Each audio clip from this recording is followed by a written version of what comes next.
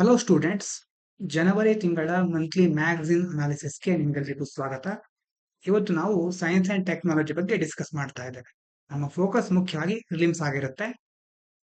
ಮೇನ್ಸ್ಗೆ ಸಂಬಂಧಪಟ್ಟಂತ ಅಂಶಗಳನ್ನ ನೀವು ಈಸಿಯಾಗಿ ನೋಡ್ಕೊಳ್ಬಹುದು. ಆಮೇಲೆ ಫಿಲಿಮ್ಸ್ ಅಂಶಗಳನ್ನ ಮಾತ್ರ ಡಿಸ್ಕಸ್ ಮಾಡ್ತಾ ಹೋಗ್ತಿದ್ದೇವೆ. ಮೊದಲನೇದು India space sector. ISRO successfully conducted space docking experiment. ನೀವು ಇದ್ರ ಬಗ್ಗೆ ಈಗಾಗಲೇ ಕೇಳಿರ್ತೀರಿ. SpaDeX to demonstrate in orbit docking technology. Docking ಅಂತಂದ್ರೆ ಏನು? ಒಂದು ಸ್ಯಾಟಲೈಟ್ ಇರುತ್ತೆ, ಇನ್ನೊಂದು ಸ್ಯಾಟಲೈಟ್ ಇರುತ್ತೆ, ಕನೆಕ್ಟ್ ಮಾಡೋದು ಮತ್ತೆ ಅವುಗಳನ್ನ ಬೇರ್ಪಡಿಸೋದು. ಕ್ರಿಟಿಕಲಿ ಕ್ಯಾಪಬಿಲಿಟಿ ಫಾರ್ ರೀಫ್ಯೂಯಲಿಂಗ್, ಮುಖ್ಯವಾಗಿ ಇಂಧನಗಳನ್ನ ಮತ್ತೆ ರೀಫ್ಯೂಯಲ್ ಮಾಡಲಿಕ್ಕೆ, ಸ್ಯಾಟಲೈಟ್ ಸರ್ವಿಸ್ಗಳನ್ನ ಟ್ರಾನ್ಸ್ಫರ್ ಮಾಡ್ಕೊಳ್ಳಿಕ್ಕೆ, ಮತ್ತೆ ಇದು ಮುಂದಿನ ಫ್ಯೂಚರ್ ಸ್ಪೇಸ್ ಮಿಷನ್ಗಳಿಗೂ ಸಹ ಹೆಲ್ಪ್ ಆಗುತ್ತೆ. ಅದರಲ್ಲೂ ನಮ್ಮ ಭಾರತದ ಅಂತರಿಕ್ಷ ಸ್ಪೇಸ್ ಸ್ಟೇಷನ್ದಲ್ಲಿ ಹೊಸದಾಗಿ ಮಾಡ್ತಾ ಇದೆ ಅಲ್ವಾ, ಅದಕ್ಕೆ ಸಹ ಇದು ಹೆಲ್ಪ್ ಆಗುತ್ತೆ. SpaDeX demonstrated the capability to dock two satellites in space. Space ಅಲ್ಲಿ ಡಾಕ್ ಮಾಡೋದು, ಕನೆಕ್ಟ್ ಮಾಡೋದು. Achievement allows for the assembly of larger space modules, helps overcome rocket payload weight limits. Rocket payload ಗಿಂತ space ಅಲ್ಲಿ ನಾವು ಉಪಗ್ರಹಗಳನ್ನೇ ಈಗ connect ಮಾಡ್ತಾ ಇದ್ದೇವೆ. ಅದು ರಾಕೆಟ್ ನಲ್ಲಿ ಹೆಚ್ಚು ಪೇಲೋಡ್ ಅನ್ನ ತುಂಬಬೇಕಾದ ಅವಶ್ಯಕತೆ ಇರೋದಿಲ್ಲ. ವೇಟ್ ಲಿಮಿಟ್ ಇರುತ್ತೆ ರಾಕೆಟ್ಗೆ, ಅದನ್ನ ಮೀರಿ ನಾವೇನ್ ಮಾಡಬಹುದು, ಉಪಗ್ರಹಗಳನ್ನ ಕನೆಕ್ಟ್ ಮಾಡಬಹುದು. ಇನ್ನೂ ಹಲವಾರು ಮೇನ್ಸ್ಗೆ ಸಂಬಂಧಪಟ್ಟ ಅಂಶಗಳಿದೆ. ಫಿಲಿಮ್ಸ್ಗೆ ಸಂಬಂಧಪಟ್ಟ ಹಾಗೆ ಇಸ್ರೋ ಸ್ಪೇಸ್ ಫಾರ್ಮಿಂಗ್ ಟ್ರಯಲ್, ಇದನ್ನ ಸಹ ನಾವು ನೆನ್ಪಿಟ್ಕೊಳ್ಬೇಕು. ISRO conducted a ground breaking experiment testing the growth of lobia ಅಥವಾ ಕೌಪಿ. ಕೌಪಿ ಅಂತಂದ್ರೆ ಕನ್ನಡದಲ್ಲಿ ಅಲಸಂದೆ ಅಂತ. ಅಲಸಂದೆ ಕಾಳುಗಳನ್ನ ಬಾಹ್ಯಾಕಾಶದಲ್ಲಿ ಬೆಳಿಲಿಕ್ಕೆ ಇಸ್ರೋ ಪ್ರಯತ್ನ ಮಾಡಿದೆ. Seeds in space. Testing growth of lobia seeds in space. ಅಲಸಂದೆ ಕಾಳುಗಳನ್ನ ಅಲ್ಲಿ ಬೆಳೆಸಲಿಕ್ಕೆ ಪ್ರಯತ್ನ ಮಾಡ್ತಾ ಇದೆ. Trial was part of its effort develop bio regenerative life support system, BLSS ಅನ್ನುವಂತಹ ಒಂದು ಪ್ರೋಗ್ರಾಮಿನ ಒಂದು ಪಾರ್ಟ್ ಇದು. ಫೋಕಸಸ್ ಆನ್ ಯಾವ್ದ್ರ ಮೇಲೆ ಫೋಕಸ್ ಮಾಡುತ್ತೆ? Sustainable food production for long duration space missions. ಈಗ ಬಹಳ ಮುಂದಿನ ದಿನಗಳಲ್ಲಿ ನಾವು ದೊಡ್ಡ ಮಟ್ಟದಲ್ಲಿ ತಯಾರಾಗ್ಬಿಟ್ವಿ ಅಂತ ಆದ್ರೆ ಯಾವುದೋ ಒಂದು ಉಪಗ್ರಹಗಳ ಮೂಲಕ ಅಲ್ಲಿ ಹೋಗಿ ಬಹಳ ದಿನ ಇರಬೇಕಾಗಬಹುದು. ಆಗ ಅಲ್ಲೇ ನಾವು ಬೆಳೆಯನ್ನ ಬೆಳೆಸಲಿಕ್ಕೆ ಅಥವಾ ಅಲ್ಲೇ ಒಂದು ಹೊಸದಾದ ನಮ್ಮದೇ ಆದಂತಹ ತೋಟವನ್ನ ಸೃಷ್ಟಿ ಮಾಡ್ಕೊಳ್ಳಿಕ್ಕೆ ಸಾಧ್ಯ ಆಗಬಹುದು. ಮನುಷ್ಯನ ಕಲ್ಪನೆಗಳಿಗೆ ಮಿತಿ ಇರೋದಿಲ್ಲ, ಹಾಗಾಗಿ ಪ್ರಯತ್ನಗಳಿಗೂ ಸಹ ಮಿತಿ ಇರೋದಿಲ್ಲ. ಯಾವುದು ಬೇಕಾದ್ರೂ ಯಾವಾಗ ಬೇಕಾದ್ರೂ ಆಗಬಹುದು. ಹಾಗಾಗಿ ಈ ಒಂದು ಕಾರ್ಯಕ್ರಮ ಈ ನಿಟ್ಟಿನಲ್ಲಿ ಬಹಳ ಮುಖ್ಯ ಆಗಿದೆ ಅಂತ ಹೇಳ್ತಾ ಇದ್ದಾರೆ. ಇದಾದ ನಂತರ ಮುಖ್ಯವಾಗಿ ಫಿಲಿಮ್ಸ್ಗೆ ಸಂಬಂಧಪಟ್ಟ ಹಾಗೆ ಅವರು ಬೇರೆ ಬೇರೆ ವಿಷಯಗಳನ್ನ ಕೊಟ್ಟಿದ್ದಾರೆ. Surface enhanced Raman spectroscopy, SERS ಅಂತ ಕರೀತಾರೆ. A new copper-based catalyst with a morning star like nanostructure has been developed through controlled growth of copper oxide nanostructures on a sporopolyen template. ಅಂದ್ರೆ ಮುಖ್ಯವಾಗಿ ಕ್ಯಾಟಲಿಸ್ಟ್ಗಳು ಅಂತಂದ್ರೇನು? ಕೆಮಿಕಲ್ ಅಥವಾ ಯಾವುದೇ ಒಂದು ರಿಯಾಕ್ಷನ್ ಅಲ್ಲಿ ಆ ರಿಯಾಕ್ಷನ್ ವೇಗವನ್ನು ವರ್ಧಿಸುವುದು, ಎಕ್ಸಲರೇಟ್ ಮಾಡೋದು, ಅದಕ್ಕೆ ಹೆಚ್ಚು ಬಲವನ್ನು ತುಂಬಬಹುದು. ಇಲ್ಲಿ ನಾವು ಬಹಳ ಸೈಂಟಿಫಿಕ್ ಟರ್ಮ್ಗಳು ತುಂಬಾ ಇದೆ, ಅಷ್ಟು ಡೀಪ್ ಆಗಿ ಫಿಲಿಮ್ಸ್ ಅಲ್ಲಿ ಕೇಳೋದಿಲ್ಲ. ಈ ಒಂದು ಹೆಸರು ನೆನಪಿಟ್ಕೊಳ್ಳಿ, ಸರ್ಫೇಸ್ ಎನ್ಹಾನ್ಸ್ಡ್ ರಾಮನ್ ಸ್ಪೆಕ್ಟ್ರೋಸ್ಕೋಪಿ. ಯಾರು ಇದನ್ನ ಡೆವಲಪ್ ಮಾಡಿರೋದು? Institute of Nano science and Technology, INST. ಯಾವುದರ ಒಂದು ಇನ್ಸ್ಟಿಟ್ಯೂಷನ್ ಇದು? Autonomous institution of Department of Science and Technology, ಭಾರತದ DST ಅಂಡರ್ ಬರುವಂತ ನ್ಯಾನೋ ಸೈನ್ಸ್ ಅಂಡ್ ಟೆಕ್ನಾಲಜಿನ ಡೆವಲಪ್ ಮಾಡಿರೋದು. ಇಲ್ಲಿ ಬಂದಿರುವಂತ term sporopollenin. It is a biological polymer. Polymer ಅಂತ ತುಂಬಾ ಚೈನ್ಸ್ ಗಳಿರೋದು, ಮೋನೋಮರ್ಗಳು ಮತ್ತೆ ಪಾಲಿಮರ್ಗಳು ಅಂತ ಎರಡು ಇರುತ್ತೆ. ನೀವು ಸೈನ್ಸ್ ಅಂಡ್ ಟೆಕ್ನಾಲಜಿಯಲ್ಲಿ ಡೀಟೇಲ್ ಆಗಿ ಅದನ್ನು ಕಲಿತೀರಿ. Found in outer walls of pollen grains and spores. ಸಸ್ಯಗಳಲ್ಲಿ ಪೋಲನ್ ಗ್ರೇನ್ಗಳು ಅಂತ ಇರುತ್ತಲ್ವಾ, ಅಂದ್ರೆ ಹೂವುಗಳಲ್ಲಿ ಆ ಹೂವು ಅಂತ ಒಂದು ಹೂವಿಂದ ಇನ್ನೊಂದು ಹೂವಿಗೆ ಬೇರೆ ಬೇರೆ ಕ್ರಿಯೆಗಳಾದಾಗ ಸಸ್ಯಗಳಲ್ಲಿ ಸಂತಾನೋತ್ಪತ್ತಿ ಕ್ರಿಯೆ ಹೇಗೆ ನಡೆಯುತ್ತೆ ಅಂತ ನೀವು ಕೇಳಿರ್ಬಹುದು. ಅಲ್ಲಿ ಪೋಲನ್ ಗ್ರೇನ್ಗಳ ಪಾತ್ರ ಬಹಳ ಮುಖ್ಯ ಆಗಿರುತ್ತೆ. ಅದರ ಔಟರ್ ವಾಲ್ ಅಲ್ಲಿ ಈ ಒಂದು ಸ್ಪೋರೋಪೊಲೈನ್ ಇರುತ್ತೆ. It has a bowl like out structure, ಒಂದು ಬೌಲ್ ತರ ಸ್ಟ್ರಕ್ಚರ್ ಇರುತ್ತೆ ಇದ್ರದ್ದು. The structure provides a framework for the controlled growth of copper oxide in nano structure. ಚಿಕ್ಕ ಚಿಕ್ಕ ನ್ಯಾನೋ ಸ್ಟ್ರಕ್ಚರ್ಗಳು, ಅದರಲ್ಲಿ ಈಗ ಕಾಪರ್ ಆಕ್ಸೈಡ್ ಯಾವ ರೀತಿ ಗ್ರೋ ಆಗಬೇಕು ಅನ್ನೋದ್ರ ಬಗ್ಗೆ ಇದೊಂದು ಕಂಟ್ರೋಲಿಂಗ್ ಸ್ಟ್ರಕ್ಚರ್ ಇದು. ಆ ಮೂಲಕ ಏನ್ ಮಾಡುತ್ತೆ, ಒಂದು ಫ್ರೇಮ್ವರ್ಕ್, ಹೇಗೆ ಅದು ಕಾಪರ್ ಆಕ್ಸೈಡ್ ಅದರಲ್ಲಿ ಗ್ರೋ ಆಗಬೇಕು ಅನ್ನೋದನ್ನ ನಿಭಾಯಿಸುತ್ತೆ ಇದು. ಇನ್ನು SCRS, about surface enhanced Raman spectroscopy. ಏನಿದು? Highly sensitive technique. ಒಂದು ಟೆಕ್ನಿಕ್ ಇದು ಏನ್ ಮಾಡುತ್ತೆ ಅಂತಂದ್ರೆ, enhances Raman scattering of molecules supported by some nano structured material. Raman scattering ಅಂತ ಒಂದು ಬರುತ್ತೆ, ಅಂತಂದ್ರೆ ಅದರಲ್ಲಿ ಏನಾಗುತ್ತೆ ಅಂತ, ಮುಖ್ಯವಾಗಿ ಸ್ಕ್ಯಾಟರಿಂಗ್ ಅಂತಂದ್ರೆ ಏನು? ಹರಡುವಿಕೆ ಅಂತ ನೀವು ಕೇಳಿರ್ಬಹುದು. ಸೈಂಟಿಫಿಕ್ ಆಗಿ ನೋಡೋದಾದ್ರೆ Raman scattering is when light ಇದೆಯಲ್ವಾ, light interact with the material, material interact ಆಗುತ್ತೆ ಅಂಡ್ ಚೇಂಜಸ್ ಇಟ್ಸ್ ಎನರ್ಜಿ. ಆ ಲೈಟಿನ ಎನರ್ಜಿಲಿ ಚೇಂಜಸ್ ಆಗುತ್ತೆ slightly, causing a shift in its colour. Colour ಬೇರೆ ಮಟೀರಿಯಲ್ ಜೊತೆ ಇಂಟರಾಕ್ಟ್ ಆದಾಗ ಎನರ್ಜಿ ಚೇಂಜ್ ಆಗುತ್ತೆ, ಅದರಿಂದ ಅದರ ಲೈಟ್ ನ ಕಲರ್ ನಲ್ಲಿ ಚೇಂಜ್ ಆಗುತ್ತೆ. This happens because light exchanges energy the vibration of the molecule of the material. ಯಾವ ಮಟೀರಿಯಲ್ ಜೊತೆ ಅದು ಇಂಟರಾಕ್ಟ್ ಆಗ್ತಾ ಇರುತ್ತೋ ಅದರ ಜೊತೆ ಆಗುವಂತ ಇಂಟರಾಕ್ಷನ್ ಇಂದಾಗಿ ಏನಾಗುತ್ತೆ, ಎನರ್ಜಿ ಎಕ್ಸ್ಚೇಂಜ್ ಆಗುತ್ತೆ. ಆ ಮೆಟೀರಿಯಲ್ ಇರುವಂತ ಕೆಲವೊಂದು ಮಾಲಿಕ್ಯೂಲ್ಗಳು ವೈಬ್ರೇಟ್ ಆಗ್ತಾ ಇರುತ್ತೆ, ಇದೆರಡು ಎಕ್ಸ್ಚೇಂಜ್ ಆದಾಗ ಏನಾಗುತ್ತೆ, ಕಲರ್ ಚೇಂಜ್ ಆಗುತ್ತೆ. ಇದೇ ಯಾವ್ದಕ್ಕೆ ಯೂಸ್ ಮಾಡ್ತಾರೆ, scientist use this effect to study composition and structure of different substances. ಒಂದು ಸಬ್ಸ್ಟೆನ್ಸಿನ ಒಂದು ವಸ್ತುವಿನ ಕಾಂಪೋಸಿಷನ್, ಅದರಲ್ಲಿ ಯಾವ್ಯಾವ ರೀತಿ ಕಾಂಪೋಸಿಷನ್ ಇದೆ, ಅದರ ಸ್ಟ್ರಕ್ಚರ್ ಅನ್ನ ಸ್ಟಡಿ ಮಾಡ್ಲಿಕ್ಕೆ ಸೈಂಟಿಸ್ಟ್ಗಳು ಇದನ್ನ ಬಳಸ್ತಾರೆ. ರಾಮನ್ ಮುಖ್ಯವಾಗಿ ಯಾವ್ದು ನೋಡ್ತಾ ಇದ್ವಿ ಇಲ್ಲಿ, ರಾಮನ್ ಸ್ಪೆಕ್ಟ್ರೋಸ್ಕೋಪಿಯಲ್ಲಿ ರಾಮನ್ ಸ್ಕ್ಯಾಟರಿಂಗ್ ಅನ್ನ ನೋಡ್ತಾ ಇದ್ವಿ ಅಲ್ವಾ. ಮಾಲಿಕ್ಯೂಲ್ಸ್ ಹೇಗೆ ಬೇರೆ ಬೇರೆ ನ್ಯಾನೋ ಸ್ಟ್ರಕ್ಚರ್ ಮಟೀರಿಯಲ್ ಜೊತೆ ಹೇಗೆ ಬಿಹೇವ್ ಮಾಡುತ್ತೆ. ಸ್ಕ್ಯಾಟರಿಂಗ್ ಅಂತಂದ್ರೆ ಏನು ಗೊತ್ತಾಯ್ತಾ, ಮಟೀರಿಯಲ್ಗೆ ಲೈಟ್ ಬಂದು ಬಡಿಯೋದು ಅಥವಾ ಲೈಟ್ ಇಂಟರಾಕ್ಟ್ ಆಗೋದು, ಆ ಮೂಲಕ ಲೈಟ್ ನ ಎನರ್ಜಿ ಚೇಂಜ್ ಆಗುತ್ತೆ, ಆದ್ರಿಂದ ಕಲರ್ ಸಹ ಚೇಂಜ್ ಆಗುತ್ತೆ. ಇಷ್ಟನ್ನ ಸರಿಯಾಗಿ ನೆನಪಿಟ್ಕೊಳ್ಳಿ. Next dark oxygen. Recent discovery of dark oxygen production in the Clarion Clipperton zone.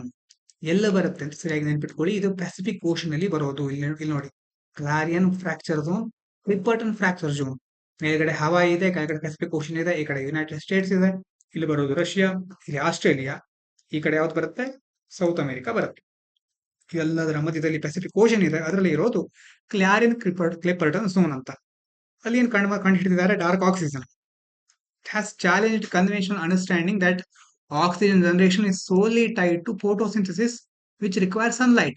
ಇಷ್ಟು ದಿನಗಳ ಕಾಲ ನಾವೇ ಅಂದ್ಕೊಂಡಿದ್ವಿ ಆಕ್ಸಿಜನ್ ಡೆವಲಪ್ ಆಗಬೇಕಾದ್ರೆ, ಆಕ್ಸಿಜನ್ ಜನರೇಟ್ ಆಗಬೇಕಾದ್ರೆ ಮುಖ್ಯವಾಗಿ ಸಸ್ಯಗಳು ತಮ್ಮ ದ್ಯುತಿಸಂಶ್ಲೇಷಣ ಕ್ರಿಯೆಯ ಮೂಲಕ ಅದನ್ನು ಉತ್ಪಾದಿಸುತ್ತೆ, ಅದಕ್ಕೆ ಸನ್ಲೈಟ್ ಬೇಕು ಅಂತ ಅಂದ್ಕೊಂಡಿದ್ದೀವಲ್ವಾ. ಆದ್ರೆ ಇದನ್ನ ಚಾಲೆಂಜ್ ಮಾಡುತ್ತೆ ಇದು.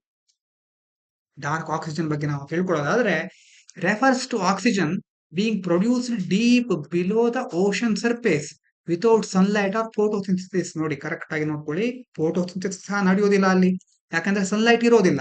ಎಲ್ಲಿ, ಡೀಪ್ ಸೀಗಳಲ್ಲಿ, ಸಮುದ್ರದ ಆಳ ಪ್ರದೇಶಗಳಲ್ಲಿ, ಅಲ್ಲಿ ಜನರೇಟ್ ಆಗುವಂತ, ಅಲ್ಲಿ ಕ್ರಿಯೇಟ್ ಆಗುವಂತ ಆಕ್ಸಿಜನ್, ಆ ಆಕ್ಸಿಜನ್ ಅಂತ ಕರೀತಾರೆ dark oxygen. Discovery July 2024, scientists identified dark oxygen at a depth of 13,100 feet. ಯಾವ ರೀಜನ್ ಅಲ್ಲಿ ಮೊದಲೇ ನೋಡಿದ್ವಲ್ವಾ, ಕ್ಲಾರಿಯನ್ ಕ್ಲಿಪರ್ಟನ್ ಝೋನ್, ಪೆಸಿಫಿಕ್ ಓಷನ್. ಆ ಒಂದು ರೀಜನ್ ಅಲ್ಲಿ ಸುಮಾರು 13,100 ಫೀಟ್ ಆಳದಲ್ಲಿ ಡಾರ್ಕ್ ಆಕ್ಸಿಜನ್ ಅನ್ನ ಸೈಂಟಿಸ್ಟ್ಗಳು ಐಡೆಂಟಿಫೈ ಮಾಡಿದ್ದಾರೆ. ಹಾಗಾದ್ರೆ ಹೇಗಾಗುತ್ತೆ ಅದು ಅಲ್ಲಿ ಅಂದ್ರೆ, ಸೂರ್ಯನ ಬೆಳಕು ಸಹ ಇರೋದಿಲ್ಲ, ದ್ಯುತಿ ಸಂಶ್ಲೇಷಣೆ ಕ್ರಿಯೆ ಸಹ ನಡೆಯೋದಿಲ್ಲ.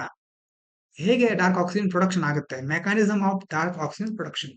Metallic nodules rich in manganese and iron on the sea floor were found to generate oxygen.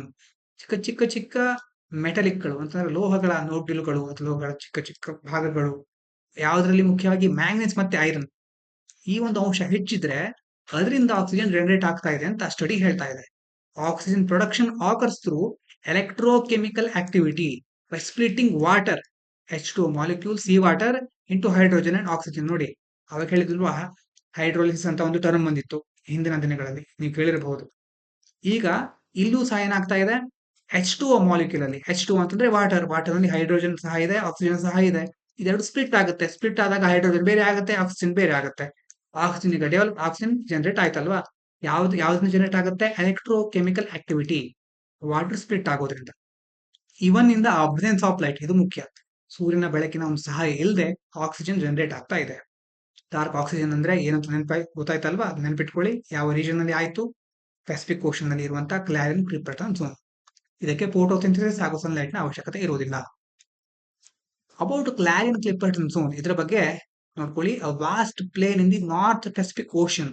North Pacific Ocean ಕೆಳಗಡೆ ಇರೋದು ಸೌತ್ ಪೆಸಿಫಿಕ್, ಇಲ್ಲಿ ಇರೋದು, ಇಲ್ಲಿ ಆಲ್ಮೋಸ್ಟ್ ನಾರ್ತ್ ಪೆಸಿಫಿಕ್ ಅಂತ ಕನ್ಸಿಡರ್ ಮಾಡ್ತೇವೆ. ಈ ರೀಜನ್ ಅಲ್ಲಿ ಬರುವಂತದ್ದು, situated between Hawaii and Mexico. ಇನ್ನೊಂದ್ಸಾರಿ ತೋರಿಸ್ತಾ ಇದೆ ಹೆಚ್ಚು ನೆನಪಿರ್ಲಿ ಅಂತ. ಈ ಕಡೆ ಮೆಕ್ಸಿಕೋ ಬರುತ್ತೆ, ಇಲ್ಲಿ ಬರುತ್ತೆ ಮೆಕ್ಸಿಕೋ, ಈ ಕಡೆ ಹವಾಯಿ ಇಲ್ಲಿದೆ ನೋಡಿ, ಹವಾಯಿ ಮೆಕ್ಸಿಕೋ ಇದರಲ್ಲಿ ನಡುವೆ ಇರುವಂತಹ ಒಂದು ರೀಜನ್ ಇದು ಕ್ಲಾರಿಯನ್ ಕ್ಲಿಪರ್ಟನ್ ಝೋನ್. ಇದಾದ್ಮೇಲೆ ಮುಂದಿನ ವಿಷಯ hidden dangers of rhodamine B.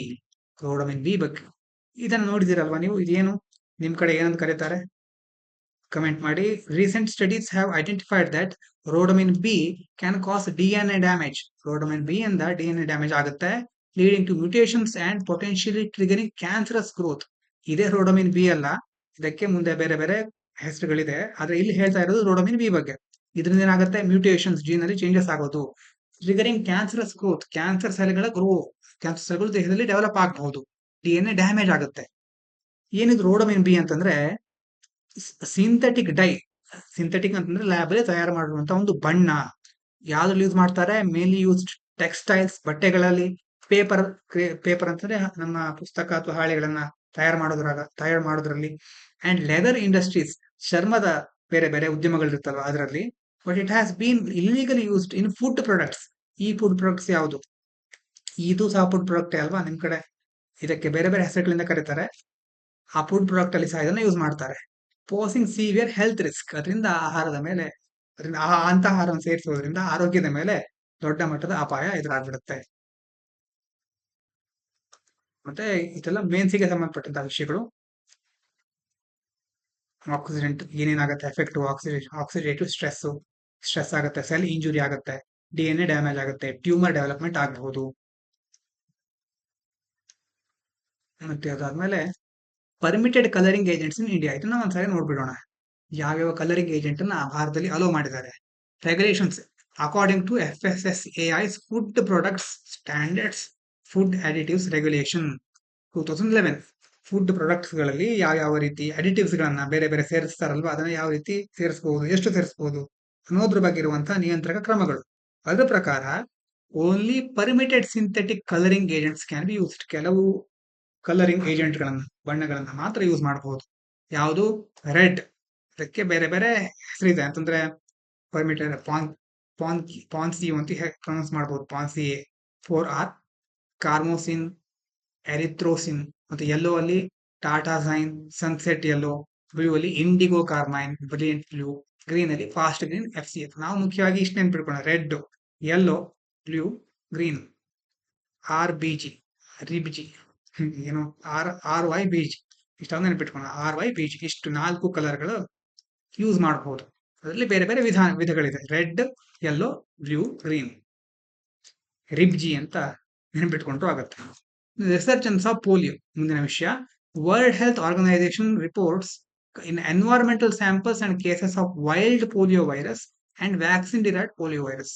Wild ಅಂತಂದ್ರೆ ಈಗ ಸಾಮಾನ್ಯವಾಗಿ ನೇಚರ್ ಇಂದ ಬರುವಂತದ್ದು, ಬೇರೆ ಬೇರೆ ಪ್ರದೇಶಗಳಿಂದ. ಇನ್ನು ವ್ಯಾಕ್ಸಿನ್ ಡಿರೈವ್ಡ್ ಅಂತಂದ್ರೆ ಒಂದು ಕಡೆಯಿಂದ ಇನ್ನೊಂದು ಕಡೆ ವ್ಯಾಕ್ಸಿನ್ ಕೊಡೋದ್ರ ಮೂಲಕ, ಅಲ್ಲೇ ಒಂದು ಮಿಸ್ಟೇಕ್ ಆಗಿ ಅದರ ಮೂಲಕ ಹರಡುವಂತ ಪೋಲಿಯೋ ವೈರಸ್. ಇದರಲ್ಲಿ ನೆನಪಿಟ್ಕೊಳ್ಬೇಕಾಗಿರೋದೇನು? About poliomyelitis. Poliomyelitis is a highly infectious viral disease primarily affecting children under 5 years of age. ಸುಮಾರು 5 ವರ್ಷಗಳಿಗಿಂತ ಕೆಳಗಿನ ವಯಸ್ಸಿನ ಮಕ್ಕಳಿಗೆ ಇದು ಆಗುತ್ತೆ. ವೈರಲ್ ಡಿಸೀಸ್, ವೈರಸ್ ಮೂಲಕ ಹರಡುತ್ತೆ.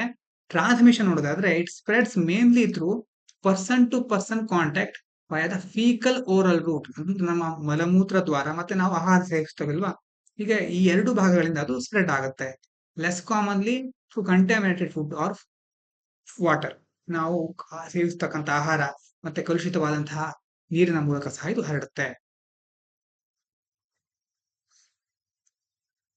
ಇದಾದ ನಂತರ ಬೇರೆ ವಿಷಯಗಳನ್ನ ನೋಡೋದಾದ್ರೆ snake bite ಎನ್ವೆನಾಮಿಂಗ್.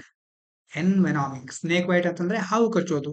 India is infamously considered snake bite capital of the world. ಭಾರತಕ್ಕೆ ಒಂದು ಕೆಟ್ಟ ಹೆಸರು ಅಂತ ಹೇಳ್ಬಹುದು, ಕುಪ್ರಸಿದ್ಧಿ ಅಂತ ಕೆಲವರು ಕರಿತಾರಲ್ವಾ. ಇದಂದ್ರೆ ಇನ್ಫೇಮಸ್, ಒಂದು ಒಳ್ಳೆಯ ವಿಷಯಗಳಿಗೋಸ್ಕರ ಅಲ್ಲ, ಬೇರೆ ಬೇಡದೇ ಇರೋ ವಿಷಯಗಳಿಗೋಸ್ಕರ ಹೆಸರುವಾಸಿ ಆಗಿದೆ. ಅದರಲ್ಲಿ snake bite capital of the world ಅಂತ ಕರೀತಾರೆ.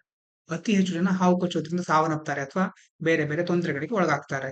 With over 58,000 snake bite related deaths occurring annually. ಪ್ರತಿ ವರ್ಷ ಸುಮಾರು 58,000 ಸ್ನೇಕ್ ಬೈಟ್ ರಿಲೇಟೆಡ್ ಡೆತ್ಸ್, ಹಾವು ಕಚ್ಚೋದ್ರಿಂದ ಸುಮಾರು ಪ್ರತಿ ವರ್ಷ 58,000 ಜನ ಸಾಯ್ತಾ ಇದ್ದಾರೆ.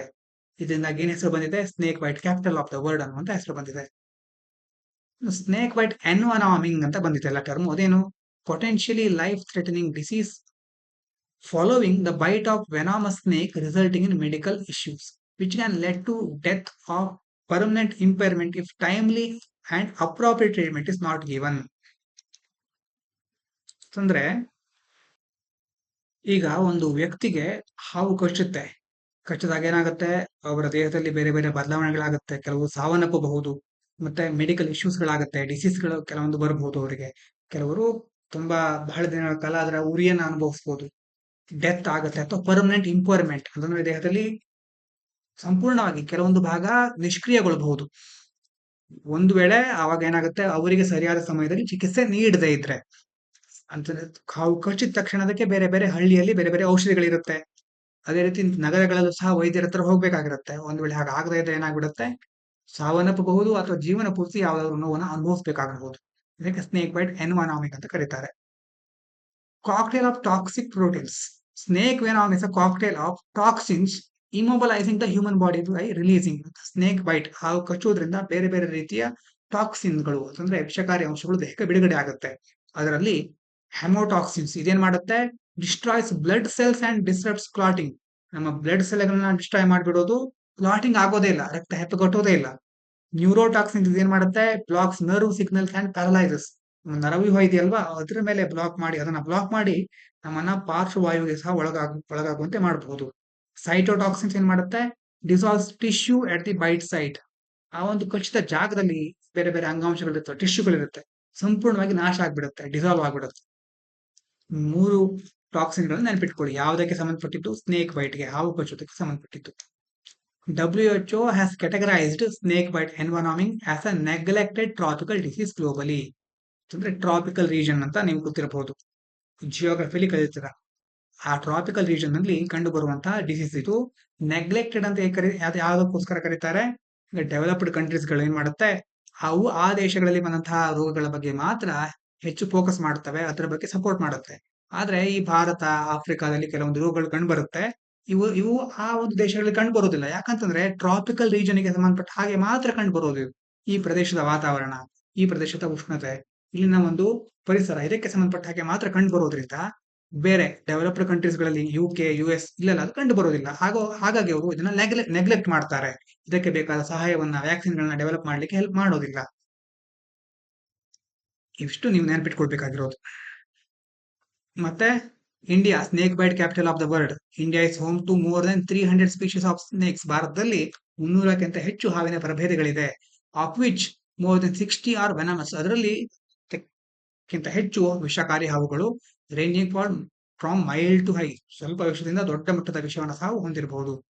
Statistics 2020 study has estimated that between 2001 to 2014, approximately 1.2 million snake bite deaths and 3 times as many cases of permanent disability occurred in India.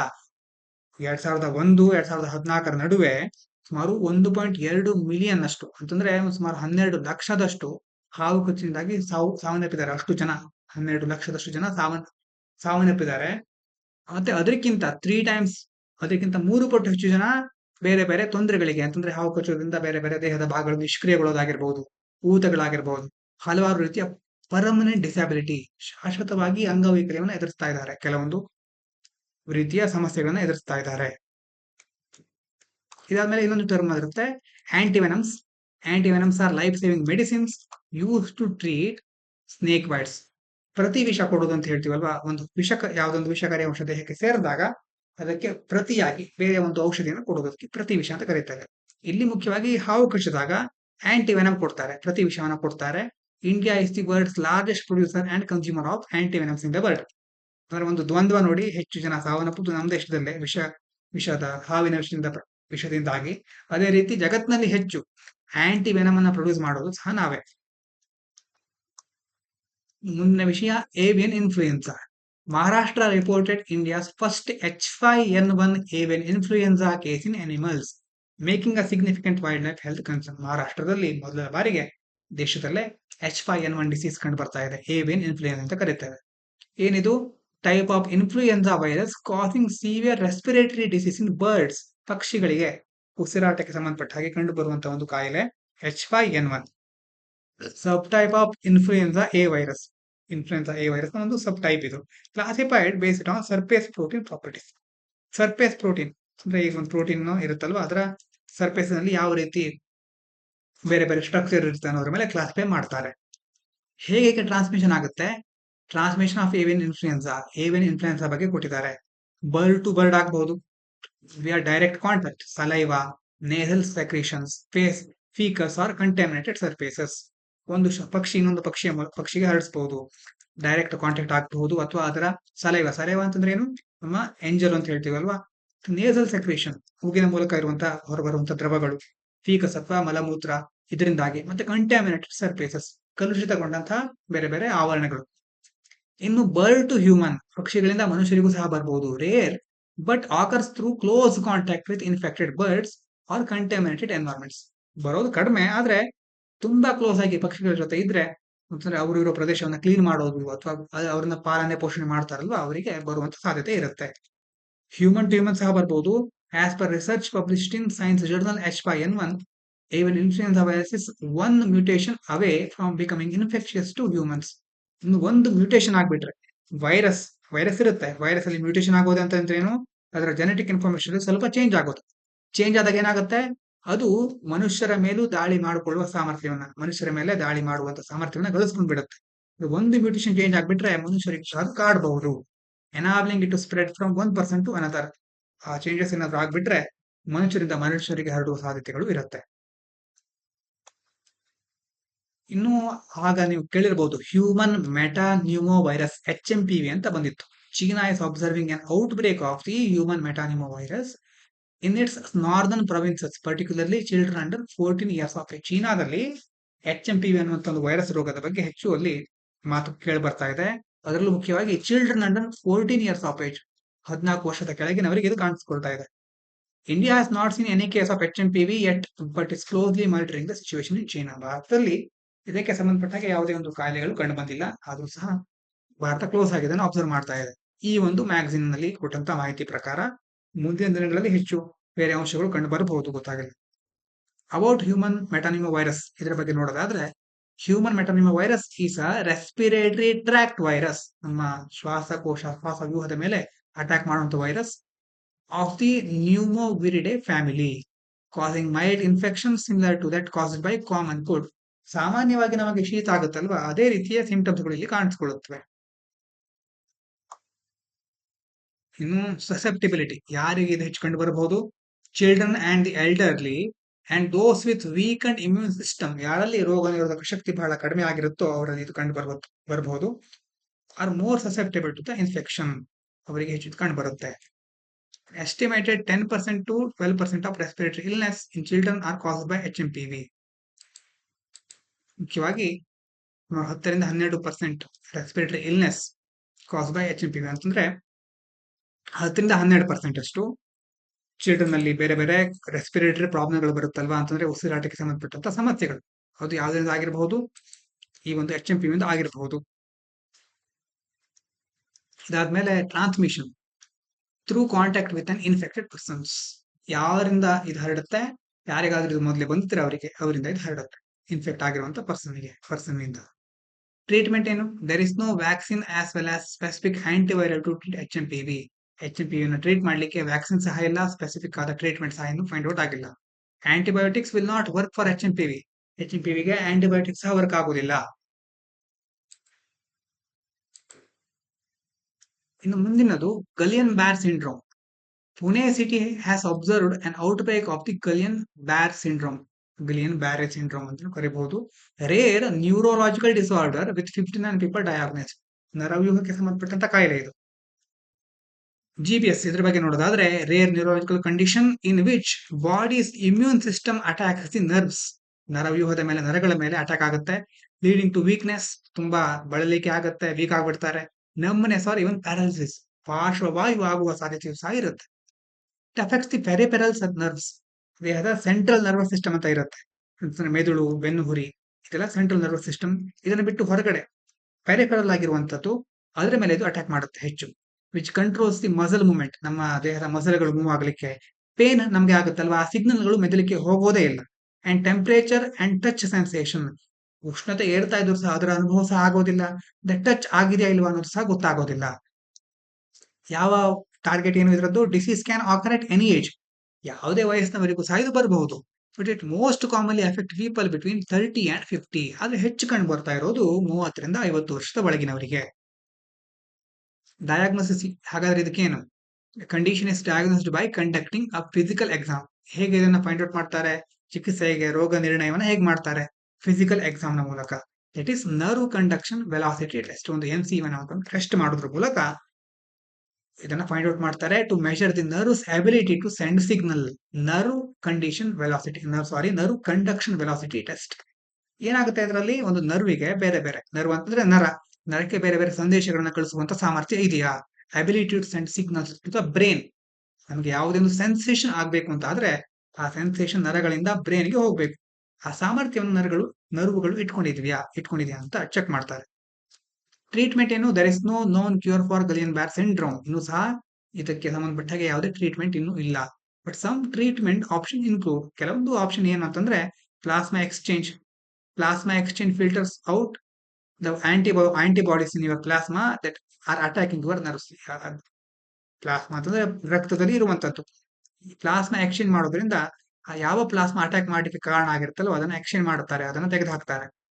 ಇಂಟ್ರಾವೆನಸ್ ಇಮ್ಯುನೋಗ್ಲೋಬ್ಯುಲಿನ್ therapy, IVIG ಅಂತ ಕರೀತಾರೆ. ಇಟ್ ಇನ್ವಾಲ್ವ್ಸ್ ಇಂಟ್ರಾವೆನಸ್ ಅಂದ್ರೆ ವೇನ್ಸ್ಗೆ ಕೊಡೋದು injections of immunoglobulins attack invading organism.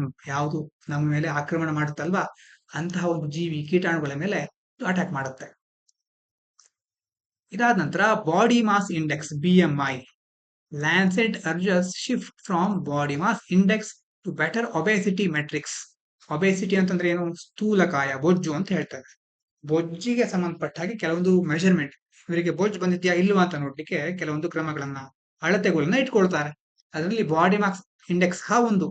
ಆದ್ರೆ ಈಗ ಇದು ಸರಿಯಾದ ಒಂದು ಮೆಜರ್ಮೆಂಟ್ ವಿಧಾನ ಅಲ್ಲ. ಬೇರೆ ಯಾವ್ದಕ್ಕಾದ್ರೂ ನಾವು ಬದಲಾಗಬೇಕು ಅಂತ ಲ್ಯಾನ್ಸೆಟ್ ಹೇಳ್ತಾ ಇದೆ. ಹಾಗಾದ್ರೆ ಏನಿದು body mass index? Medical tool that measures body fat. ದೇಹದಲ್ಲಿ ಕೊಬ್ಬಿನ ಅಂಶ ಎಷ್ಟಿದೆ ಅನ್ನೋದನ್ನ ಚೆಕ್ ಮಾಡುತ್ತೆ. By comparing person's weight and height. ನಮ್ಮ ದೇಹದ ಎತ್ತರ ಮತ್ತು ತೂಕವನ್ನ ಅಳೆಯೋದ್ರ ಮೂಲಕ ಇದು ಚೆಕ್ ಮಾಡುತ್ತೆ. ಹೇಗೆ ಕ್ಯಾಲ್ಕುಲೇಟ್ ಮಾಡ್ತಾರೆ? ನೀವು ಸಹ ಮಾಡ್ಕೋಬಹುದು. Calculated using the formula BMI equal to weight kg divided by height square. ಅಂತಂದ್ರೆ kg divided by meter square. ನೀವು ಎಷ್ಟು kg ಇದ್ದೀರಿ, ನಿಮ್ಮ ಹೈಟ್ ಎಷ್ಟು, ಮೀಟರ್ ನಲ್ಲಿ ಎಷ್ಟು ನಿಮ್ಮ ಹೈಟ್, ಅದನ್ನ ಸ್ಕ್ವೇರ್ ಮಾಡೋದು. ಸ್ಕ್ವೇರ್ ಮಾಡಿದಾಗ ಒಂದು ವ್ಯಾಲ್ಯೂ ಬರುತ್ತೆ. while BMI gives an estimate of body fat, it is not always accurate. ಯಾವಾಗಲೂ accurate ಅಂತಲ್ಲ ಇದು, ಆದ್ರೆ ಬಾಡಿ ಫ್ಯಾಟಿನ ಒಂದು ಮೇಲ್ನೋಟ ಸಿಗುತ್ತೆ ನಮಗೆ. Health care provides combine BMI with other test to assess overall health. ಅಂದ್ರೆ ಎಲ್ಲ ಇದರ ಜೊತೆ, ಈ ಒಂದು ಅಂಶದ ಜೊತೆ ಬೇರೆ ಬೇರೆ ವಿಷಯಗಳನ್ನ ಸಹ ಕಂಬೈನ್ ಮಾಡಿ ಒಟ್ಟಾರೆ ನಮ್ಮ ದೇಹದ ಆರೋಗ್ಯ ಹೇಗಿದೆ ಅಂತ ಚೆಕ್ ಮಾಡ್ತಾರೆ.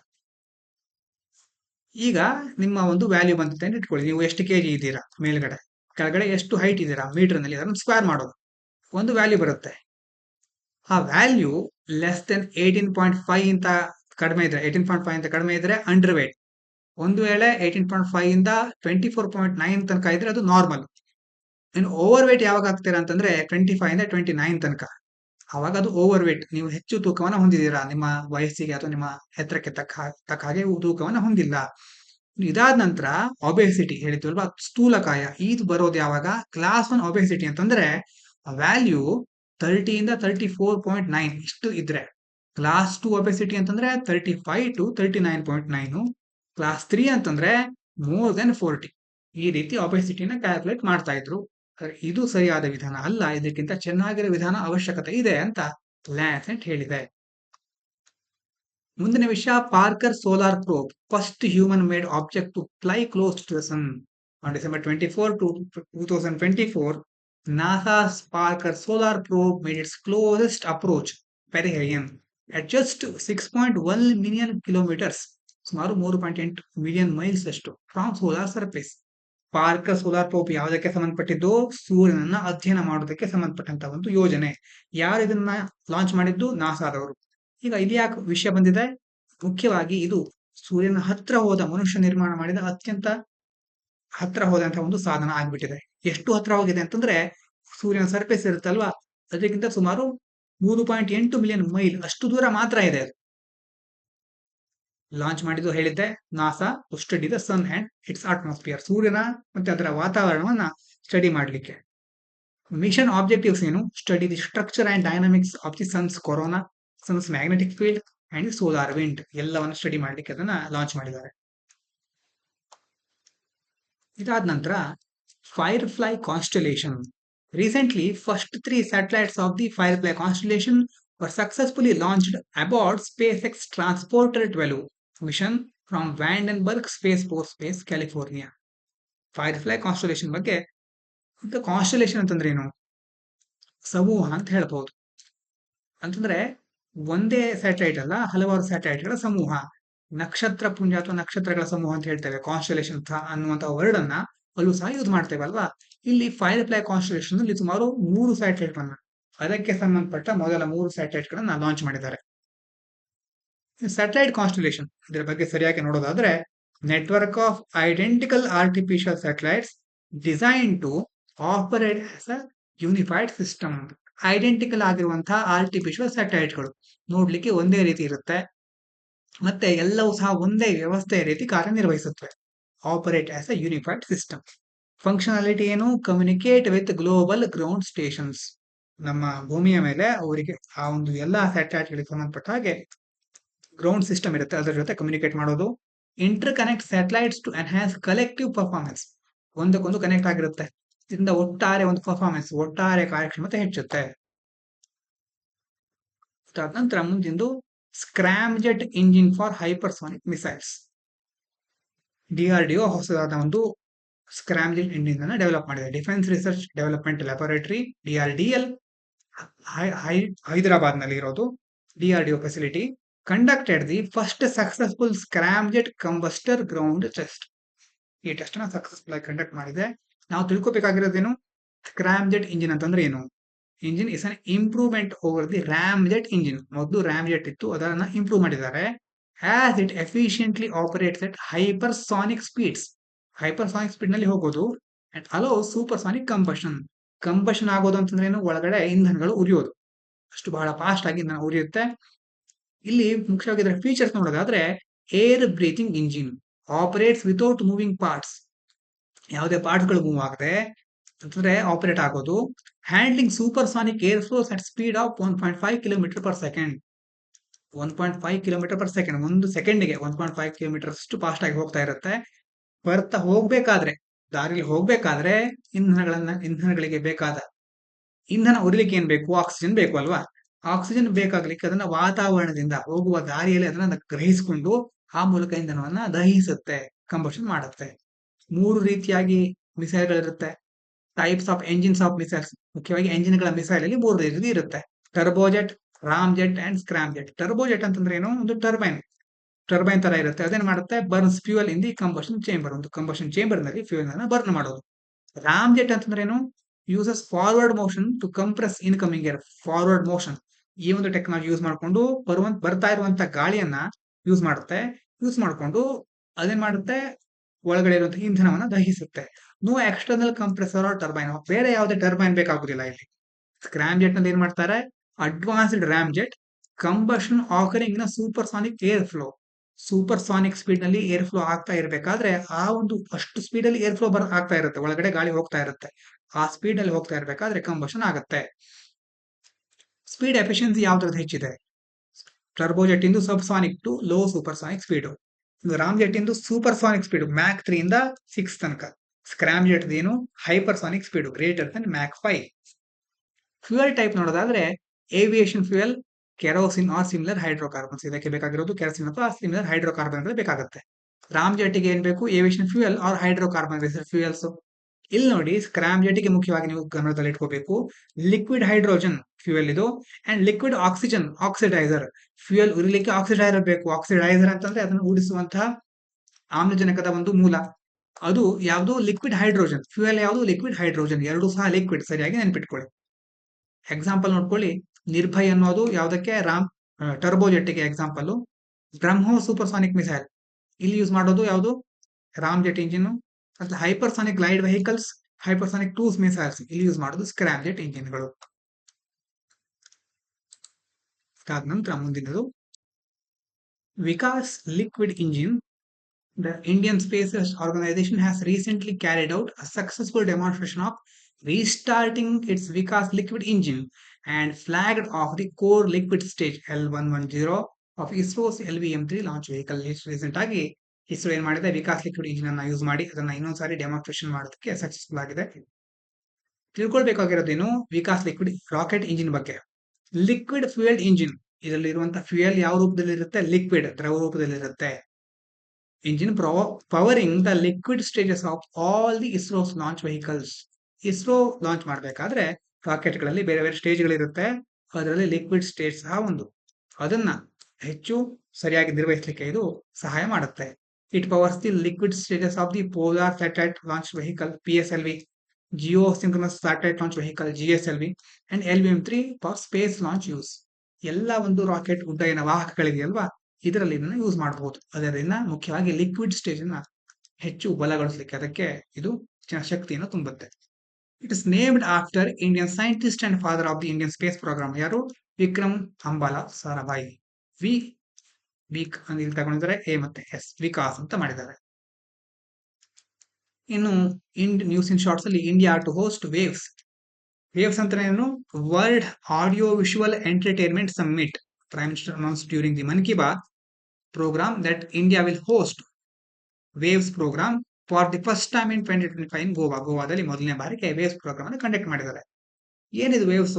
It refers to the world audio visual entertainment summit. Audio visual, ಧ್ವನಿ ಮತ್ತೆ ದೃಶ್ಯ ಎರಡನ್ನ ಒಳಗೊಂಡಿರುವಂತಹ ಮನೋರಂಜನೆಗೆ ಸಂಬಂಧಪಟ್ಟಂತಹ ಒಂದು ಸಭೆ.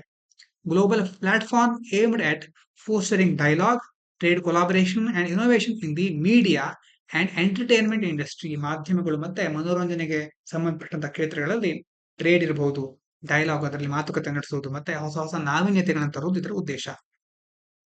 Next one, anaemia phone. Cornell University in a release has transferred their technology to assess iron deficiency. Cornell University ಇದೇನ್ ಮಾಡಿದೆ? ಭಾರತಕ್ಕೆ ಅದರ ಒಂದು ಟೆಕ್ನಾಲಜಿಯನ್ನ ಟ್ರಾನ್ಸ್ಫರ್ ಮಾಡ್ತಾ ಇದೆ. ಏನ್ ಮಾಡ್ಲಿಕ್ಕೆ? ಐರನ್ ಡೆಫಿಷಿಯನ್ಸ್ ನ ಚೆಕ್ ಮಾಡ್ಲಿಕ್ಕೆ. ಅನಿಮಿಯಾ ಫೋನ್ ಅಂತ ಕರೀತಾರೆ ಇದಕ್ಕೆ. To the Indian Council of Medical Research ICMR, ಭಾರತದ್ದು ಗೊತ್ತಿದೆಯಲ್ವಾ, ಅಟ್ ಝೀರೋ ಕಾಸ್ಟ್, ಯಾವುದೇ ಒಂದು ಹಣ ತೆಗೆದುಕೊಳ್ಳದೆ ಭಾರತಕ್ಕೆ ಟೆಕ್ನಾಲಜಿನ ಟ್ರಾನ್ಸ್ಫರ್ ಮಾಡಿದ್ದಾರೆ. ಇದರ ಉದ್ದೇಶ ಏನು? Integrate anaemia phone technology into its programmes for anaemia. ಭಾರತದಲ್ಲಿ ರಕ್ತಹೀನತೆ, ಅನಿಮಿಯಾ ಕಂಡುಬರ್ತಾ ಇದೆಯಲ್ಲ ದೊಡ್ಡ ಮಟ್ಟದಲ್ಲಿ. ವಿಮೆನ್ಸ್ ಹೆಲ್ತ್, ಮುಖ್ಯವಾಗಿ ಮಹಿಳೆಯರ ಆರೋಗ್ಯದ ಮೇಲೆ ಇದು ಪರಿಣಾಮವನ್ನು ಬೀರ್ತಾ ಇದೆ. And maternal and child health over the country.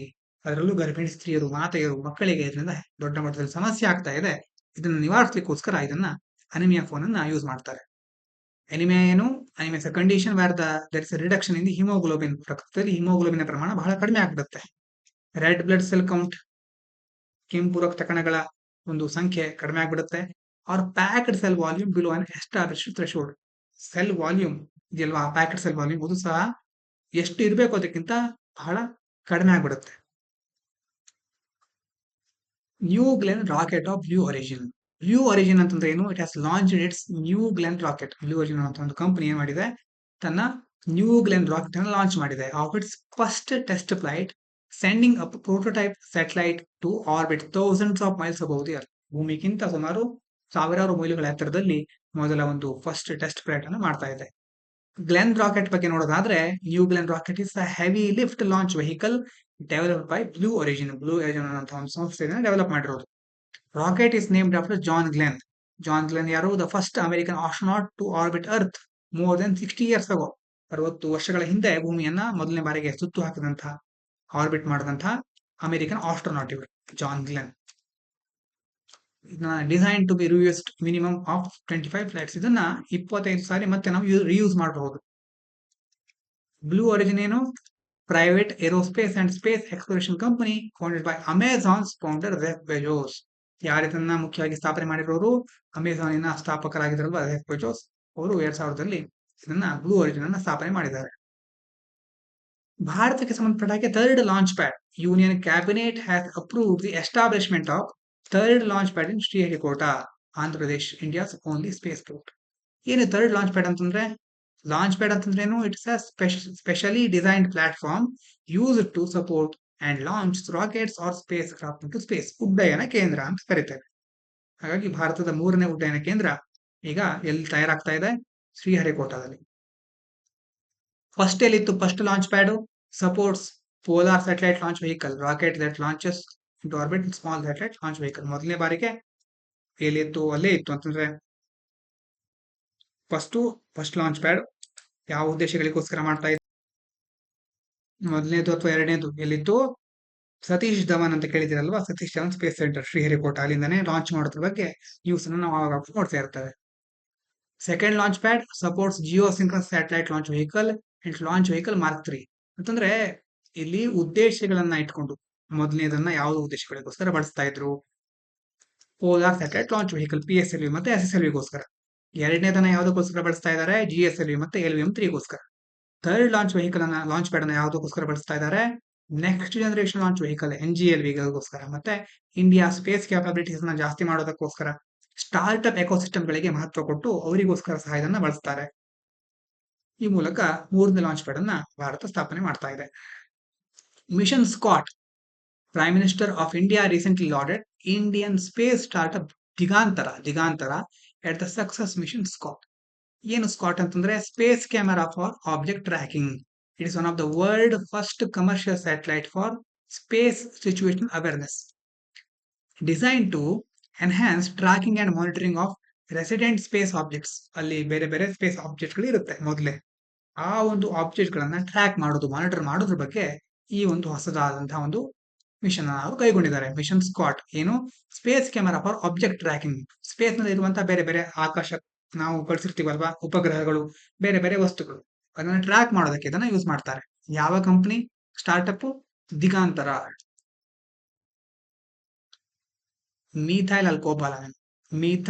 ಮಿಥೈಲ್ಕೋಬಾಲಮಿನ್. Next ವಿಷಯ, food safety and standards authority of India clarified the use of methylcobalamin in health supplements, medical products and nutraceuticals. ಏನ್ ಮಾಡಿದೆ ಇದು? FSSAI ಇದೆಯಲ್ವಾ, ಯೂಸ್ ಮಾಡಬಹುದು ಮಿಥೈಲ್ಕೋಬಾಲಮಿನ್ ಅನ್ನ ಅಂತ ಹೇಳ್ತಾ ಇದೆ. ಏನಿದು ಮಿಥೈಲ್ಕೋಬಾಲಮಿನ್ ಅಂತಂದ್ರೆ ವಿಟಮಿನ್ B12 ಅಂತ ಕರೀತಾರೆ.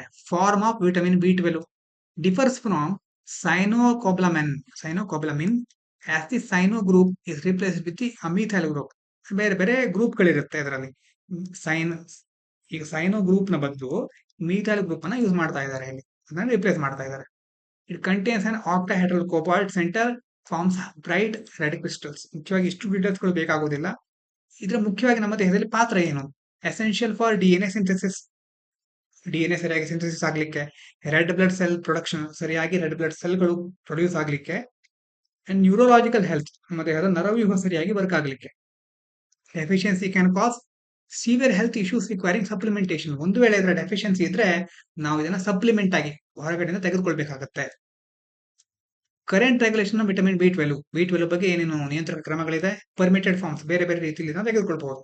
ಸೈನೋಕೋಬ್ಲಮಿನ್ ಮತ್ತೆ ಹೈಡ್ರೋಕ್ಸೋಕೋಬ್ಲಮಿನ್ ಅಂತ ಅದರ್ ಟೈಪ್ ಇದೆ. Methylcobalamin is permitted under specific condition. ಕೆಲವೊಂದು ಕಂಡೀಷನ್ ಅನ್ನ ಇಟ್ಕೊಂಡು ಆ ಮೂಲಕ ನೀವು ಬಳಸಬಹುದು ಅಂತ ಪರ್ಮಿಷನ್ ಕೊಟ್ಟಿದ್ದಾರೆ.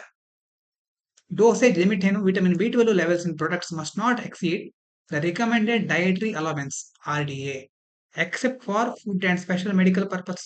ಎಷ್ಟು ಡಾಕ್ಟರ್ ರೆಕಮೆಂಡ್ ಮಾಡ್ತಾರೋ ಅಥವಾ ಎಷ್ಟು ಸರಿಯಾಗಿ ಆ ಒಂದು ವಯಸ್ಸಿಗೆ ಸರಿಯಾಗಿರುತ್ತೋ ಅಷ್ಟನ್ನ ಮಾತ್ರ ತೆಗೆದುಕೊಳ್ಬೇಕು, ಅಷ್ಟನ್ನ ಮಾತ್ರ ಅವರು ಆ ಪ್ರಾಡಕ್ಟ್ ನಲ್ಲಿ ಇನ್ಕ್ಲೂಡ್ ಮಾಡಿರ್ಬೇಕು. ಎಕ್ಸೆಪ್ಟ್ ಯಾವ್ಯಾವ ಉದ್ದೇಶಗಳಿಗೋಸ್ಕರ ಎಕ್ಸೆಪ್ಷನ್ ಇರುತ್ತೆ? ಫುಡ್ ಮತ್ತೆ ಸ್ಪೆಷಲ್ ಮೆಡಿಕಲ್ ಪರ್ಪಸಸ್. ಅಪರೂಪದ ಕೆಲವೊಂದು ವೈದ್ಯರು ಸಲಹೆಗಳ ಮೇರೆಗೆ ಅವರ ವೈದ್ಯರು ಬೇರೆ ರೀತಿ ಸಲಹೆ ಕೊಟ್ರೆ ಅದಕ್ಕೋಸ್ಕರ ಬೇರೆ ರೀತಿ ಪ್ರೊಡ್ಯೂಸ್ ಮಾಡಬಹುದು. Food and special dietary use, ಕೆಲವೊಂದು ಡಯಟ್ರಿ ಯೂಸ್ಗಳಿಗೋಸ್ಕರ, ಡಯಟಿಗೋಸ್ಕರ ಸಹ ನಾವು ಇದನ್ನ ಸ್ಪೆಷಲ್ ರೀತಿಯಾಗಿ ಪರ್ಮಿಷನ್ ಸಿಗುತ್ತೆ ಅದಕ್ಕೋಸ್ಕರ. ಇನ್ನು ಮುಂದಿನದು atomic clock. UK's Ministry of Defence unveiled a revolutionary quantum atomic clock developed at the Defence Science and Technology Laboratory. UKದ ಮಿನಿಸ್ಟ್ರಿ ಆಫ್ ಡಿಫೆನ್ಸ್ ಇದೆಯಲ್ವಾ, ಅದೇನ್ ಮಾಡಿದೆ? ಹೊಸ ಅಟಾಮಿಕ್ ಕ್ಲಾಕ್ ಅನ್ನ ಡೆವಲಪ್ ಮಾಡಿದೆ. ಏನಿದು ಅಟಾಮಿಕ್ ಕ್ಲಾಕ್ ಅಂತಂದ್ರೆ quantum atomic clock. Atomic clock ಮಾತ್ರ ಸರಿಯಾಗಿ ನೋಡಿ, ಕ್ವಾಂಟಮ್ ಅಟಾಮಿಕ್ ಕ್ಲಾಕ್ ಸರಿಯಾಗಿ ನೋಡ್ಕೊಂಡು ನೋಡೋದಾದ್ರೆ is an advanced clock that uses quantum mechanics ಅನ್ನ ಯೂಸ್ ಮಾಡಿಕೊಂಡು ಇದೇನ್ ಮಾಡುತ್ತೆ? ಕೆಲಸ ಮಾಡುತ್ತೆ. Measure time with extreme accuracy. ನಮ್ಗೇನು ಎಕ್ಸ್ಟ್ರೀಮ್ ಅಕ್ಯುರಸಿ ಅಂತಂದ್ರೆ ಸೆಕೆಂಡ್, ಆದ್ರೆ ಅದು ಮಿಲಿ ಸೆಕೆಂಡ್, ನ್ಯಾನೋ ಸೆಕೆಂಡ್, ಹೀಗೆ ಪ್ರತಿ ಸಣ್ಣ ಅತ್ಯಂತ ಸಣ್ಣ ಕ್ಷಣವನ್ನು ಸಹ ಹಿಡಿದಿರುತ್ತೆ. ಅದನ್ನು ಸಹ ಕೌಂಟ್ ಮಾಡುತ್ತೆ. It is much more precise than traditional clocks and has many uses in defense, navigation and communication. ಇದೆಲ್ಲ ಎಲ್ಲಿ ಯೂಸ್ ಆಗುತ್ತೆ ಡಿಫೆನ್ಸ್ ಅಲ್ಲಿ, ಮತ್ತೆ ನ್ಯಾವಿಗೇಷನ್, ಸಮುದ್ರಯಾನ, ಮತ್ತೆ ಹಲವಾರು ರೀತಿಯ ಕಾರ್ಯಕ್ರಮಗಳು, ಅದರಲ್ಲೂ ಸ್ಪೇಸ್ ರಿಲೇಟೆಡ್ ಆಕ್ಟಿವಿಟೀಸ್ ಪ್ರೋಗ್ರಾಮ್ಗಳಲ್ಲಿ, ಮತ್ತೆ ಕಮ್ಯುನಿಕೇಶನ್, ಈ ಎಲ್ಲಾ ಕಡೆ ಇದನ್ನ ಹೆಚ್ಚಾಗಿ ಯೂಸ್ ಮಾಡ್ತಾರೆ. About atomic clock. Atomic clock is a clock that measure time by looking at the way atom moves. ಚಿಕ್ಕ ಒಂದು ಅಣುಗಳು ಇರುತ್ತಲ್ವಾ, ಆ ಅಣುಗಳು, ಪರಮಾಣುಗಳು, ಆ ಪರಮಾಣುಗಳು ಹೇಗೆ ಮೂವ್ ಆಗುತ್ತೆ ಅನ್ನೋದ್ರ ಮೇಲೆ ಅದು ವರ್ಕ್ ಆಗೋದು. It watches how atoms change between different energy levels. ಒಂದು ಆಟಮ್ ನಲ್ಲಿ ಹೇಗೆ ಎನರ್ಜಿ ಲೆವೆಲ್ ಚೇಂಜ್ ಆಗ್ತಾ ಇರುತ್ತೆ, ಆಟಮ್ಗಳು ಮೂವ್ ಆಗ್ತಾ ಇರಬೇಕಾದ್ರೆ ಒಂದು ಎನರ್ಜಿ ಸ್ಟೇಟ್ ಇಂದ ಹೇಗೆ ಮತ್ತೊಂದು ಎನರ್ಜಿ ಸ್ಟೇಟ್ ಗಳಿಗೆ ಹೋಗುತ್ತೆ ಅನ್ನೋದ್ರ ಮೇಲೆ ಅದು ಕ್ಯಾಲ್ಕುಲೇಟ್ ಆಗುತ್ತೆ. when they interact with certain types of radiation. ಮುಖ್ಯವಾಗಿ ಇದು ನೆನಪಿಟ್ಕೊಳ್ಬೇಕು, ಕೆಲವೊಂದು ರೇಡಿಯೇಷನ್ ಅದ್ರ ಮೇಲೆ ಎಫೆಕ್ಟ್ ಆಗುತ್ತೆ, ಆವಾಗ ಎನರ್ಜಿ ಲೆವೆಲ್ ಚೇಂಜ್ ಆಗುತ್ತೆ. ಇದನ್ನ ಇಟ್ಕೊಂಡು ಅವರು ಒಂದು ಸಮಯವನ್ನು ಕ್ಯಾಲ್ಕುಲೇಟ್ ಮಾಡ್ತಾರೆ. Needle free shock syringe. ಎಷ್ಟೋ ಜನರಿಗೆ ಚುಚ್ಚುಮದ್ದು ಅಥವಾ ನಾವು ಇಂಜೆಕ್ಷನ್ ತೆಗೆದುಕೊಳ್ಳೋದು ಅಂತ ಹೇಳ್ತೀವಲ್ವಾ, ಅದರ ಬಗ್ಗೆ ಭಯ ಇರುತ್ತೆ. ಅವರ ಭಯವನ್ನು ಹೋಗಲಾಡಿಸೋಕ್ಕೋಸ್ಕರ ಏನ್ ಮಾಡ್ತಾ ಇದ್ದಾರೆ, researchers IIT Bombay develop a shock wave based needle free syringe. Shock wave ಅಂತಂದ್ರೆ ಇದು ಯಾವ್ದು ಸೂಜಿಯನ್ನ ಚುಚ್ಚುವುದಿಲ್ಲ, ಶಾಕ್ ವೇವ್ ನ ಮೂಲಕ ಸಿರಿಂಜ್ ಅನ್ನ ದೇಹದ ಒಳಗಡೆ ಔಷಧಿನ ಕಳಿಸ್ತಾರೆ. That ensures painless and safe drug delivery, lesser damage to skin, lower risk of infection. ನಮ್ಮ ಸ್ಕಿನ್ಗೆ ಯಾವುದೇ ಅಷ್ಟು ದೊಡ್ಡ ಮಟ್ಟದಲ್ಲಿ ಡ್ಯಾಮೇಜ್ ಆಗೋದಿಲ್ಲ. ನೀಡಲ್ ಫ್ರೀ ಶಾಕ್ ಸಿರಿಂಜ್, ಇದ್ರ ಬಗ್ಗೆ ನೋಡೋದಾದ್ರೆ traditional syringes with needles rely on piercing the skin with sharp tip. ತುಂಬಾ ಚೂಪಾದಂತಹ ಒಂದು ನೀಡಲ್ ಇರುತ್ತೆ, ಅದನ್ನ ಚುಚ್ಚುತ್ತಾರೆ, ಅದ್ರ ಮೂಲಕ ದೇಹದೊಳಗಡೆ ಇಂಜೆಕ್ಷನ್ ಹೋಗುತ್ತೆ, ಆ ಒಂದು ಮೆಡಿಸಿನ್ ಹೋಗುತ್ತೆ. However shock syringe does not have the needle. ಇದಕ್ಕೆ ಸೂಜಿನೇ ಇರುವುದಿಲ್ಲ. ಹೇಗೆ ವರ್ಕ್ ಆಗುತ್ತೆ ಹಾಗಾದ್ರೆ? It uses high energy pressure waves, ತುಂಬಾ ಶಾಕ್ ವೇವ್ಸ್ ಗಳು ಅಂತ ಹೇಳ್ತಾರೆ, ಅದನ್ನ ಯೂಸ್ ಮಾಡ್ಕೊಳ್ತಾರೆ. That can travel faster then speed of sound. ಶಬ್ದದ ವೇಗಕ್ಕಿಂತ ಹೆಚ್ಚು ವೇಗದಲ್ಲಿ ಹೋಗುತ್ತೆ, ಪಿಎಸ್ ದಿ ಸ್ಕಿನ್. ಅಷ್ಟು ವೇಗದಲ್ಲಿ ನಮ್ಮ ದೇಹದೊಳಗಡೆ ಹೋಗ್ಬಿಡುತ್ತೆ. ಅವಾಗ ನಮಗೆ ಅದು ಸೂಚಿಯ ತರ ಅನ್ಸೋದಿಲ್ಲ, ಅಂದ್ರೆ ಅಷ್ಟು ಬಹಳ ಬೇಗ ಅದು ಅರ್ಥ ಆಗೋದಿಲ್ಲ. ನಮ್ಗೆ ಇಂಜೆಕ್ಷನ್ ಕೊಟ್ರ ಅಥವಾ ಕೊಡ್ಲಿಲ್ವಾ ಅನ್ನೋದು ಅರ್ಥ ಆಗೋದಿಲ್ಲ ಎಷ್ಟು ಸಾರಿ. when generated these waves compress the surrounding medium such as air or liquid through which they travel. ಅಂದ್ರೆ ಆ ವೇವ್ಸ್ ಗಳನ್ನ ಸರಿಯಾಗಿ ಅದನ್ನ ಅಪ್ಲೈ ಮಾಡ್ಕೋಬಹುದು. ಜನರೇಟ್ ಆದ್ಮೇಲೆ ಏನಾಗುತ್ತೆ, ಕಾಂಪ್ರೆಸ್ ದಿ ಸರೌಂಡಿಂಗ್ ಮೀಡಿಯಂ, ಸುತ್ತಮುತ್ತಲು ಇರುವಂತಹ ಏರ್, ಲಿಕ್ವಿಡ್ ಅಥವಾ ಬೇರೆ ಬೇರೆ ಮೀಡಿಯಂ ಇರುತ್ತಲ್ವಾ, ಯಾವ ಒಂದು ಮೀಡಿಯಂ ನ ಮೂಲಕ ಹೋಗುತ್ತೆ ಅದು ಕಾಂಪ್ರೆಸ್ ಆಗ್ತಾ ಹೋಗುತ್ತೆ. ಕೊನೆಯದಾಗಿ ಟಂಗ್ಸ್ಟನ್ ಬಗ್ಗೆ ಒಂದು ಮಾಹಿತಿ ಇದೆ. ಯೂನಿಯನ್ ಗವರ್ಮೆಂಟ್ ಏನಲ್ಡ್ ಅಂತಂದ್ರೆ ತೆಗೆದುಹಾಕೋದು, annulled the Nayakkarpatti tungsten block auction in Madurai, Tamil Nadu. Recently central government had granted tungsten mining rights to Hindustan zinc limited. ನಾವು ಮುಖ್ಯವಾಗಿ ಇದರಲ್ಲಿ ನೋಡ್ಕೋಬೇಕಾಗಿರೋದು ಟಂಗ್ಸ್ಟನ್ ಬಗ್ಗೆ. Tungsten is a rare, heavy and dense metal. Highest melting point highest ಇರುತ್ತೆ ಇದರದ್ದು. ಎಷ್ಟು? 3422 ಡಿಗ್ರಿ ಸೆಲ್ಸಿಯಸ್. ಇದು melt ಆಗ್ಬೇಕು ಅಂತಂದ್ರೆ 3422 ಡಿಗ್ರಿ ಸೆಲ್ಸಿಯಸ್ ಅಷ್ಟು ಉಷ್ಣತೆ ಬೇಕು. ಎಲ್ಲಾ ಮೆಟಲ್ ಗಳಲ್ಲಿ ಇದಕ್ಕೆ ಹೈಯೆಸ್ಟ್ ಮೆಲ್ಟಿಂಗ್ ಪಾಯಿಂಟ್ ಇರೋದು. ಟಂಗ್ಸ್ಟನ್ ಡೆಪಾಸಿಟ್ಸ್ ಭಾರತದಲ್ಲಿ ಎಲ್ಲೆಲ್ಲಿದೆ ಅಂತ ನೋಡೋದಾದ್ರೆ, Karnataka holds 41% of India's tungsten. ನಮ್ಮ ಕರ್ನಾಟಕದಲ್ಲಿ ಒಟ್ಟು ಟಂಗ್ಸ್ಟನ್ ಒಟ್ಟು ಗಣಿಗಳಲ್ಲಿ, ಡೆಪಾಸಿಟ್ಗಳಲ್ಲಿ ಕರ್ನಾಟಕ ನಮ್ಮ ದೇಶದಲ್ಲಿ 41% ಅನ್ನ ಹೊಂದಿದೆ. ಮೇನ್ಲಿ ಚಿತ್ರದುರ್ಗ ಅಂಡ್ ಮೈಸೂರು, ಮುಖ್ಯವಾಗಿರೋದು ಚಿತ್ರದುರ್ಗ ಮತ್ತೆ ಮೈಸೂರಿನಲ್ಲಿ. Globally China dominates with the largest reserves of over 80% of production. ಚೀನಾದಲ್ಲಿ ಸುಮಾರು 80% ಪ್ರೊಡಕ್ಷನ್ ಆಗುತ್ತೆ ಈ ಒಂದು ಟಂಗ್ಸ್ಟನ್. ಕೀ ಪ್ರಾಪರ್ಟೀಸ್ ಬೇಕಾದ್ರೆ ಒಂದ್ಸರಿ ನೋಡ್ಬಿಡೋಣ, ಕ್ಯಾರೆಕ್ಟರ್ಸ್ ಹೇಗಿರುತ್ತೆ ಇದ್ರು. ಎಕ್ಸೆಪ್ಷನ್ ಹಾರ್ಡ್ನೆಸ್, ತುಂಬಾ ಹಾರ್ಡ್ ಇರೋದು. ಹೀಟ್ ರೆಸಿಸ್ಟೆನ್ಸ್ ಅಂತಂದ್ರೆ ಈ ಉಷ್ಣತೆ ಹೆಚ್ಚಾಗೋದ್ರಿಂದ ಇದಕ್ಕೇನು ಆಗೋದಿಲ್ಲ ಅಷ್ಟು, ಅದಕ್ಕೆ ಇಷ್ಟೊಂದು ಮೆಲ್ಟಿಂಗ್ ಪಾಯಿಂಟ್ ಇರೋದಲ್ವಾ. ಅಂದ್ರೆ ಎಷ್ಟು ಬಹಳ ಉಷ್ಣತೆ ಕೊಟ್ರೆ ಮಾತ್ರ ಇದು ಬದಲಾಗುತ್ತೆ ಇದರ ಒಂದು ಗುಣ. ರೆಸಿಸ್ಟೆನ್ಸ್, ಕೊರೋಷನ್ ಅಂಡ್ ವಿಯರ್, ಅಷ್ಟು ಬೇಗ ಹಾಳಾಗೋದಿಲ್ಲ, ಕೊರೋಷನ್ ಆಗೋದಿಲ್ಲ ಅಂತಂದ್ರೆ ವಿಯರ್ ಆಗೋದಿಲ್ಲ, ಅದು ಬದಲಾಗೋದಿಲ್ಲ, ಅದನ್ನ ಬದಲು ಮಾಡ್ಲಿಕ್ಕೆ ಅಷ್ಟು ಸಾಧ್ಯ ಇಲ್ಲ. Appearance lustrous greyish white, pure from greyish white ತರ ಇರುತ್ತೆ. Ore sources primarily found in scheelite, calcium tungstate ಅನ್ನುವಂತಹ ಫಾರ್ಮ್ ಅಲ್ಲಿ ಸಿಗುತ್ತೆ. And wolframite, iron manganese tungstate ಅನ್ನುವಂತಹ ಒಂದು 2 ಫಾರ್ಮ್ಗಳಿದೆ. Classified as a major mineral under the second schedule of the mines and minerals act. Act ನಲ್ಲಿ ಇದನ್ನ ಮೇಜರ್ ಮಿನರಲ್ ಅಂತ consider ಮಾಡಿದ್ದಾರೆ. ಅಪ್ಲಿಕೇಶನ್ ಎಲ್ಲಿ ಯೂಸ್ ಮಾಡ್ತಾರೆ? Used in filaments, X ray tubes, electrical contacts ಮತ್ತೆ ಸೆಮಿ ಕಂಡಕ್ಟರ್ಸ್, ಎಲ್ಲಾ ಕಡೆ ಇದನ್ನ ಯೂಸ್ ಮಾಡ್ತಾರೆ. ಇವಿಷ್ಟು ಜನವರಿ ತಿಂಗಳ ಸೈನ್ಸ್ ಅಂಡ್ ಟೆಕ್ನಾಲಜಿಗೆ ಸಂಬಂಧಪಟ್ಟಂತ monthly magazine analysis. Thank you. ಇದು ಪಾಂಚಜನ್ಯ IAS.